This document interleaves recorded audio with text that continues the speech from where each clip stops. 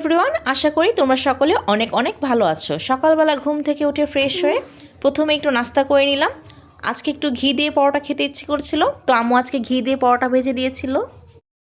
আর অল্প করে গাজর, ফুলকপি, সিম, আলু দিয়ে একটু ভাজি করে দিয়েছিল সকালবেলা পরোটা দিয়ে খাওয়ার জন্য। এই তো দেখো বন্ধুরা, ভাজি তৈরি করা হয়ে গেছে।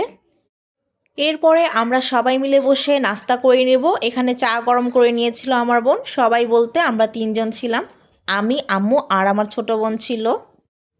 এই তো তারপর আমরা নাস্তা করে নিলাম। সচরাচর আমাদের ঘুম থেকে উঠতে উঠতে একটু দেরি হয়ে যায়, আজকে একটু সকাল সকাল উঠেছিলাম। আর একদিকে আম্মু আগে নাস্তা করে নিয়ে এক চুলায় প্রেসার কুকারে গরুর মাংস বসিয়ে দিয়েছিল সব ধরনের মশলা দিয়ে। আজকে আম্মু একটু তেহারি রান্না করবে। আম্মু যখন গরুর মাংসে মশলা মাখাচ্ছিল তখন আমি শ্যুট করতে পারিনি, কারণ আমার নাস্তা করতে একটু দেরি হয়ে গেছিল। এরপরে পোলাওর চাল নিয়ে নিয়েছিল, এখানে একটু আলু দিয়ে দিয়েছিল। এখানে আম্মু পোলাওর চাল নিয়ে পরিমাণ মতো পানি দিয়ে দিয়েছিল। আরেকদিকে গরুর মাংসটা প্রায় হয়ে গেছিল, এরপরে চালের সাথে মাংসটাকে অ্যাড করে দিবে। এখন আমি কিছুক্ষণ পরে চলে আসলাম, এসে দেখি আম্মুর তেহারি রান্নাটা প্রায় শেষের দিকে। এরপরে দুপুরবেলা আমরা সবাই মিলে বসে তেহারি খেয়ে নিলাম।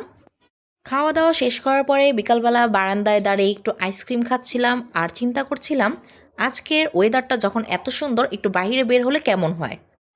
আমার বোনকেও জিজ্ঞেস করছিলাম, ও তো বলছিল এটা তো খুবই ভালো হয়। এরপরে বাচ্চাদেরকে রেডি করিয়ে দিলাম, রেডি করিয়ে দিয়ে আমরা বের হয়ে পড়েছিলাম। প্রথমে বাচ্চাদেরকে নিয়ে একটু ছাদে গেলাম, ওদের কিছু ফটোশ্যুট করে দিলাম। এরপরে চলে গিয়েছিলাম বাহিরে। বাচ্চাদেরকে নিয়ে কিছুক্ষণ বাইরে ঘোরাঘুরি করার পরে তারপর চলে গেলাম সিপিতে। এখানে আমি হালকা কিছু স্ন্যাক্স অর্ডার করেছিলাম। তো ওকে বন্ধুরা, আজ এই পর্যন্তই ছিল আমার ভিডিও ব্লগ। দেখা হবে তোমাদের সাথে আবার নেক্সট ডেতে। আল্লাহ হাফেজ।